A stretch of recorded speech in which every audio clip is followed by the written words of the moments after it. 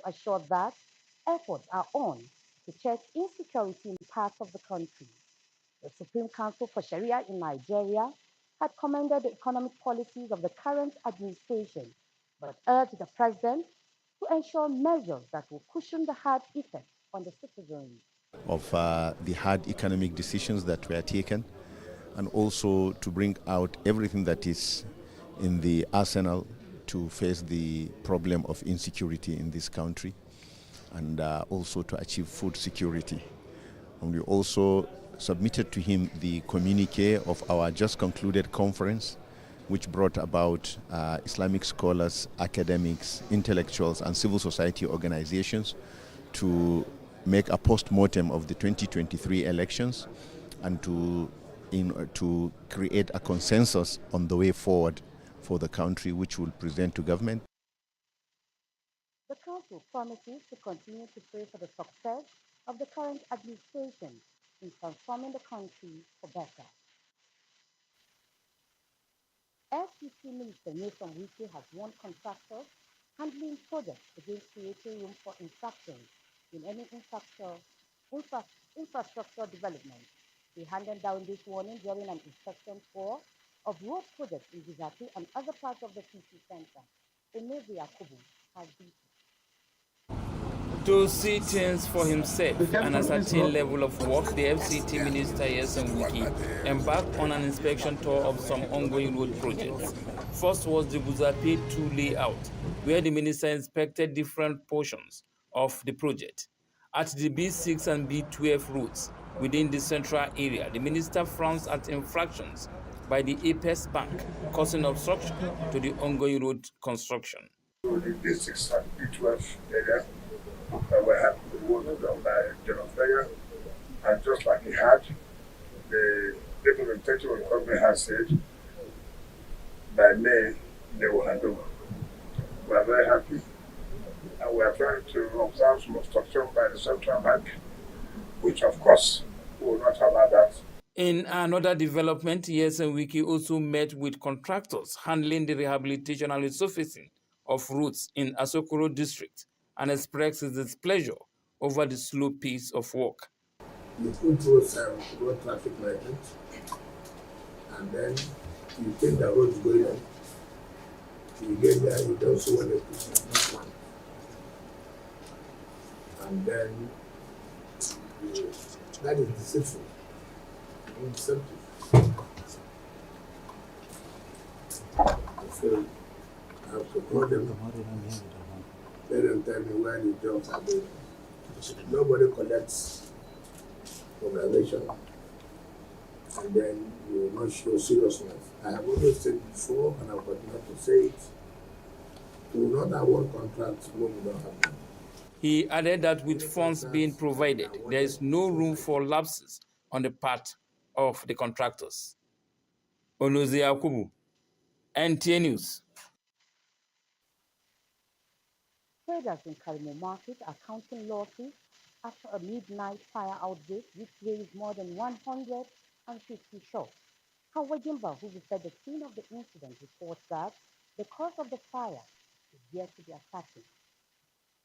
Questions and answers are what followed the fire disaster at the popular Karimo Market in the Abuja Municipal Area Council, which has become an annual occurrence. The Harmattan seems to be a season of fire incidents, and this perhaps is the reason for precautions on fire safety. The fire that gutted the Karimo Market left the traders with little or nothing to salvage. The last fire incident in March 2022 led to sensitization of traders. Do consultation, we did all the things they asked us to do, believing that everything is settled. I've experienced 3 good-time fire burning, and they affected my shop for that 3 times.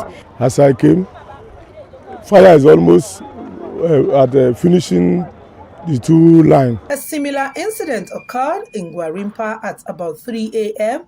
the same Wednesday, where an upper floor of a popular supermarket was touched by fire. Quick response by the FCT fire service men, however, curbed the escalation to other parts of the building. Efforts to speak with the management of the supermarket proved abortive. By the time we got there, the market, about 12 shops were well alight.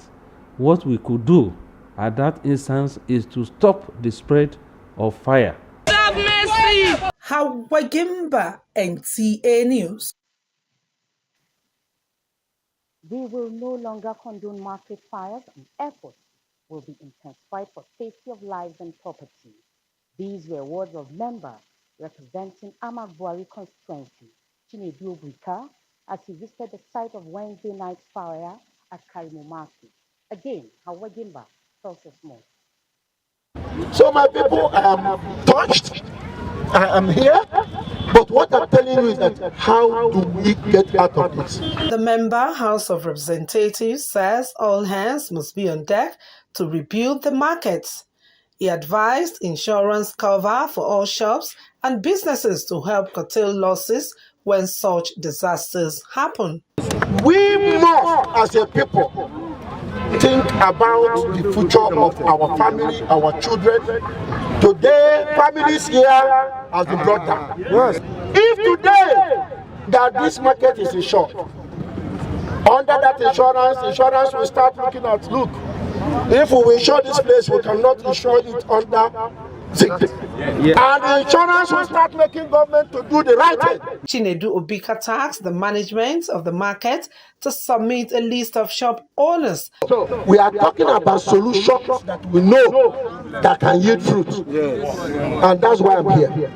Please, I plead with you to be calm. And please also beg you people to cooperate with government when they will come to do this here. He, however, pleaded to traders and residents of the community to remain calm as he relates with management of Karimo Market on better resolutions that will return traders back to normal life and businesses. Hawagimba, NTA News. And away from the fire incident, the High Court of the FCT has fixed 12th and 13th 2024 for the commencement of trial of the former CBN governor, Godwin Emefiele. Miriam Emeka reports that Godwin Emefiele pleaded not guilty to all the 20 counts charged. Okay, bordering on alleged fraudulent procurement against him. In August 2023, the government had initially filed a 6-count charge of alleged fraudulent procurement against the former CBN governor, which he pleaded not guilty and was granted bail by Justice Muazu of the High Court of FCT. Now, there is a fresh arraignment of amended charges, which was increased from 6 to 20, containing new counts on conspiracy to commit forgery, conferring of corrupt advantage, criminal breach of trust, among others. Taking cognizance of Sections 221 and 396 of Administration of Criminal Justice Act, there was argument between the prosecuting counsel, Rotimi Oyedepo, SAN, and the defense counsel, Matthew Bukar, whether the stage is set for taking objections for the amended charges, as well as on the issue of court having jurisdiction. On that, Justice Moaz cleared the air between them, saying that even though it is an amended charge, objections should be taken after the plea has been taken. When the 20-count charge were read to Godwin Emefiele, one after the other, he pleaded not guilty on all of them. The defense counsel Matthew Bukar applied for his client to continue to enjoy bail. Justice Muazu granted it and fixed 12th and 13th February 2023 for trial. Miriam Emeka, NTA News. The game is up for unqualified prospective youth corps members as the National Youth Service Corps (NYSC) has devised means of making IR difficult for them to participate in any mobilization process. Director General, NYSC, Brigadier General Yushau Aliyu, stated this at the 2024 Batch A pre-mobilization workshop for student affairs officers of the Nigerian Corps producing institutions in Abuja. Olayin Taoji For some time now, the NYSC has faced challenges from co-producing institutions presenting unqualified graduates to participate in the mandatory one-year national call to service. Most of these practices are attributed to some foreign institutions in West Africa. There is the menace of fraudulent enrollment of unqualified persons, which happen in multiple dimensions. To checkmate these recurring anomalies and plug in loopholes, the NYSC is adding more features to its online mobilization processes.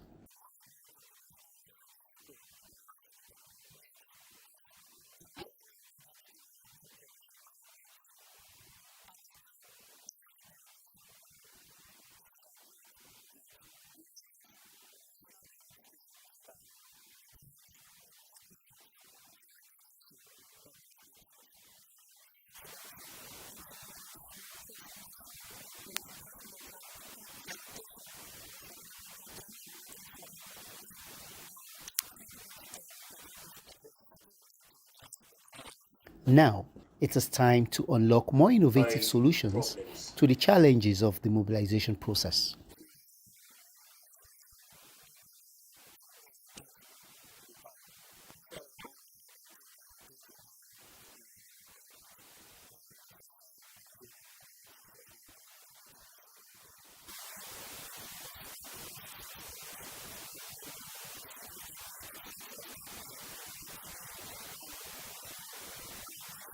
More than 300 student affairs officers of co-producing institutions in Nigeria attended the pre-mobilization workshop.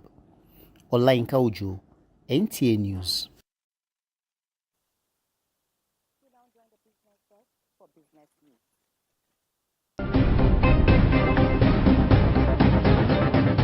Nigeria's crude oil production rose to 1.418 million barrels per day in December 2023. Hello and many thanks for joining us on Business News segment this week. I'm Hakimat Ali. Nigeria's crude oil production rose to 1.418 million barrels per day in December 2023, according to a report by the Organization of the Petroleum Exporting Countries, OPEC, in its monthly oil market report for January 2024, said Nigeria's crude oil production increased by 100 million barrels per day from 1.319 million barrels per day in November. In the report released on January 17, OPEC disclosed, according to direct communication, that the nation's oil production in December stood at 1.335 million barrels per day, as against 1.250 million barrels per day in November. The report indicated that OPEC countries like Algeria, Congo, Iran, Saudi Arabia, and the United Arab Emirates suffered a reduction in the oil output in the period under review. Now moving on, the National Assembly has raised budgetary allocation to the Ministry of Works from 657.3 billion in the proposed budget to 1.03 trillion approved in 2023. This represents 373 billion or 56% increase from the initial figure. Now to a special report on charcoal. Charcoal is a black substance made of burning wood or other organic materials. It is used for cooking by many households in Nigeria. Some industries, like the art and medicine, also use charcoal for other purposes. Moses Kuye takes a look at the charcoal business and now reports. The use of charcoal for domestic purposes is growing every day. Charcoal, which serves as an alternative to kerosene, is said to be cheaper and consumers can save a lot while using the commodity.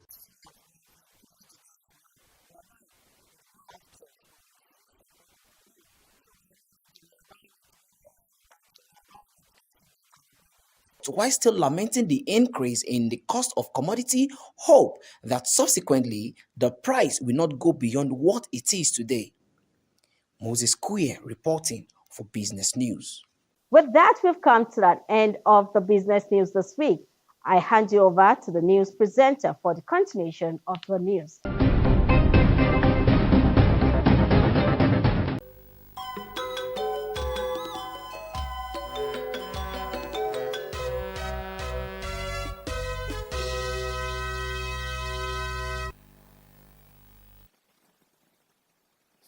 Eagles coach Josie Pasiru has heaped praises on his players for their determination to keep hope of qualifying to the next round alive after overcoming host Cote d'Ivoire in 1-0 on Thursday. Football fans who were glued to their TV sets during that encounter react to this victory.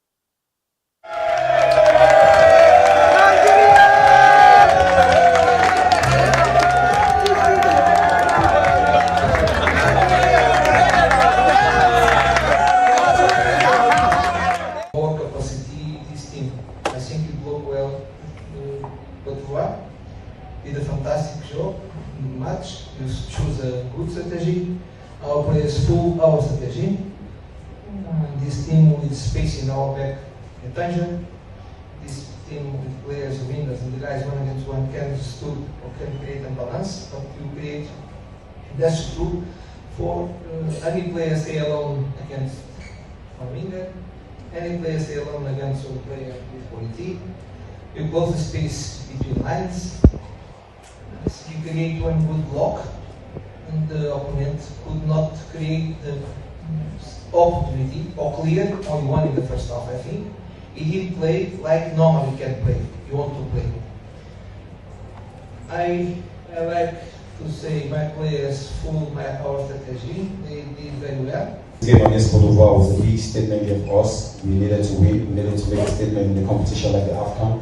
It was important to start well, to try to get the damage for them. We waited for them in the midfield, making a lot of mistakes and all like that. But I'm really happy about this win. We'll keep on going from here.